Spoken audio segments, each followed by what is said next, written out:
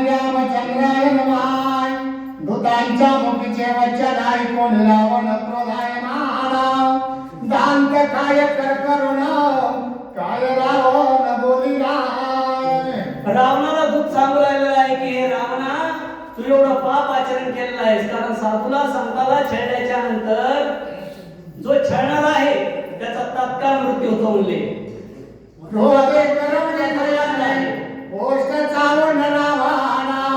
दूता प्रति कठीण वचन काय आपण बोलिला। असं दूताने सांगितलं की आता तुझा मृत्यू काळ जवळ आलेला आहे, तुझं मरण जवळ आलेलं आहे। त्यावेळेस रावण असणारा दात खाल्ले आणि करकर दात खाऊन काय बोलतोय का? दूताशी म्हणे रावणा, तू बोलिलासी जयाचे वचन। तयानिक पाठविले तो अज्ञान, तयानिक दूतन मिळे जाण। तुझं पुस्तका पाठविले। दूताचं बोलणं ऐकलं आणि रावण बोलायला सुरुवात केली की हे नपुंसका, ज्याने तुला पाठवलेलं आहे आणि माझं सामर्थ्य तुला माहिती का? तू असणाऱ्या या ठिकाणी नपुंसक आलेला आहे। तो नपुंसका होणही नाही, तुझं ज्याने पाठविले तो अज्ञान। हे तुम्ही माझे ऐक लक्षण आणि रान बडबडिता। आणि तू नपुंसक या ठिकाणी आलेला आहेस आणि ज्याने तुला या ठिकाणी पाठवलंय तो पुरुषार्थहीन आहे। मला मारण्याचा प्रयत्न करतात, मला मारण्याची योजना करतात, आणि मी कोण आहे याचं तुम्हाला थोडं तरी भान आहे का? असं बोलू लागला। ज्येष्ठ बंधू वैष्णवाना, तया मारिता न लागे क्षण। होईल शब्द कुलदूषण सत्य जाण दूतापे।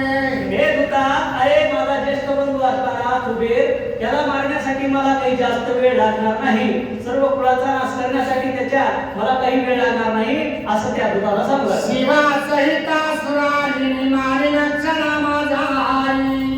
स्वर्ग मृत्यू पाताळ भीतरी निर्वैर सृष्टी करीना।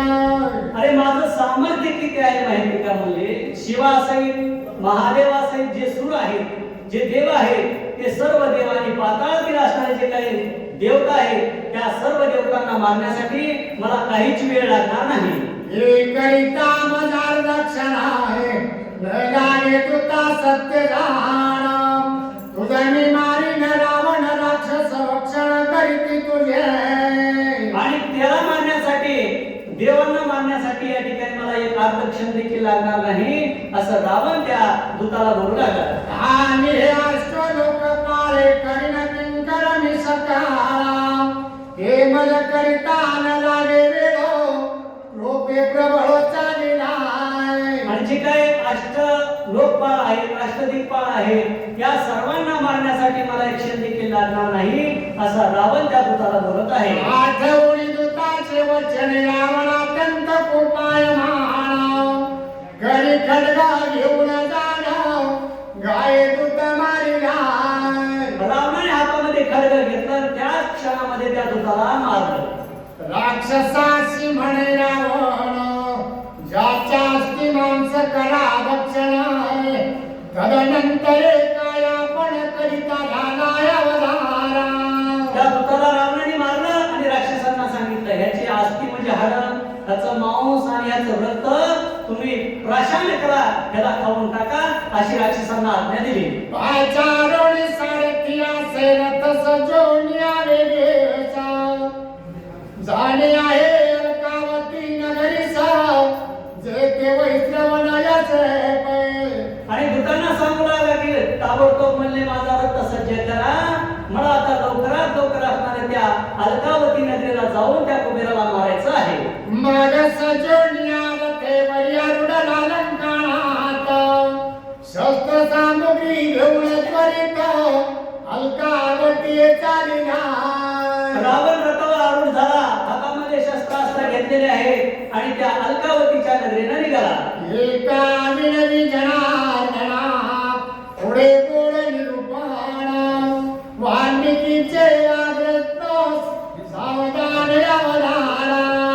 हो, या ठिकाणी गावबा महाराज आपल्या गुरुचं नाव घेऊन सांगतात की एका विनवी जनार्दन। एकनाथ महाराज या ठिकाणी विनंती करतात आपल्या गुरुला की पुढे म्हणले अजूनही ही सुंदर असणारी कथा होणार आहे, रावण त्या ठिकाणी अलकावतीला जाणार आहे, ही असणारी कथा तुम्ही पुढील अध्यायामध्ये ऐका. स्वस्ति श्री भावार्थ रामायणे उत्तरकांडे एका कार्तिकायाय रावणाल्कावती गमन नाम त्रयोदशो अध्याय बोधाय.